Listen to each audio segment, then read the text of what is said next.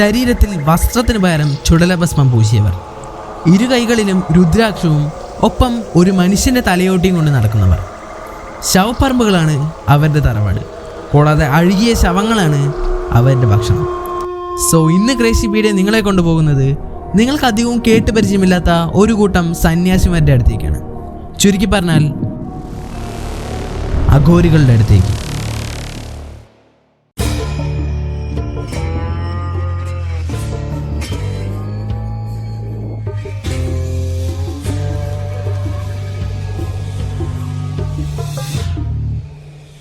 ഹരിദ്വാറിലും കാശിയിലുമാണ് അഘോരികൾ എന്ന ഈ ഒരു സന്യാസി വർഗത്തെ കൂടുതലുമായും കണ്ടുവരാറുള്ളത്.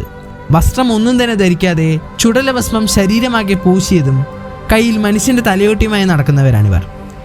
ശിവനെ ആരാധിക്കുന്നവരാണ് അഘോരികളിൽ കൂടുതലും.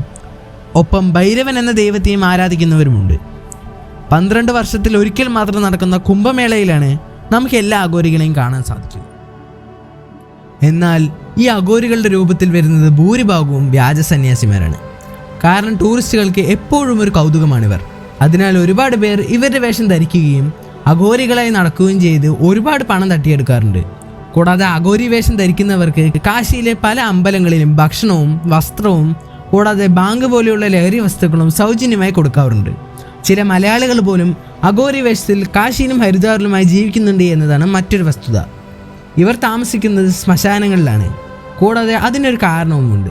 മനുഷ്യർ കൂടുതലും ദൈവത്തിനെ വിളിക്കുന്നത് സന്തോഷം വരുമ്പോഴും ദുഃഖം വരുമ്പോഴും മരണം കാണുമ്പോഴുമാണ്. ശ്മശാനത്തിൽ ഒരുപാട് മരണങ്ങൾ കാണുമ്പോൾ അവർക്ക് തൻ്റെ ദൈവത്തിനോട് കൂടുതൽ അടുക്കുവാൻ സാധിക്കുമെന്നാണ് അവർ വിശ്വസിക്കുന്നത്. കൂടാതെ അവർ കൂടുതലും ഭക്ഷിക്കുന്നത് കാശിയിലെയും ഗംഗാ നദിയിലെയും അഴുകിയതും ദഹിപ്പിച്ചതുമായിട്ടുള്ള മനുഷ്യൻ്റെ മാംസമാണ്. ഇത്രയും നേരം പറഞ്ഞത് അഘോരികൾ എന്ന പേരിൽ നടക്കുന്ന വ്യാജ സന്യാസിമാരെ കുറിച്ചാണ്. എങ്കിൽ യഥാർത്ഥ അഘോരികൾ എന്നത് എങ്ങനെയായിരിക്കും ഉണ്ടാവുക?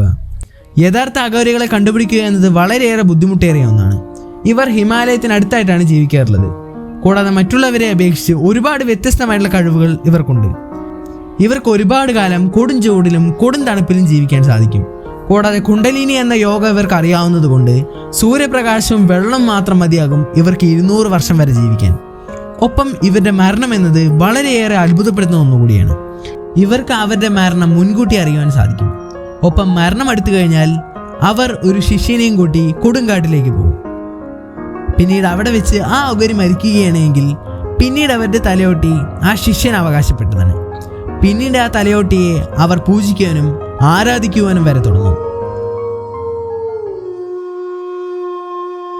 സോ അഘോരികളെ കുറിച്ചുള്ള ഈ ചെറിയ വീഡിയോ നിങ്ങൾക്ക് എല്ലാവർക്കും ഇഷ്ടപ്പെട്ടു എന്ന് കരുതുന്നു. ഇഷ്ടപ്പെട്ടാൽ ലൈക്ക് ചെയ്ത് ചാനൽ സബ്സ്ക്രൈബ് ചെയ്യൂ.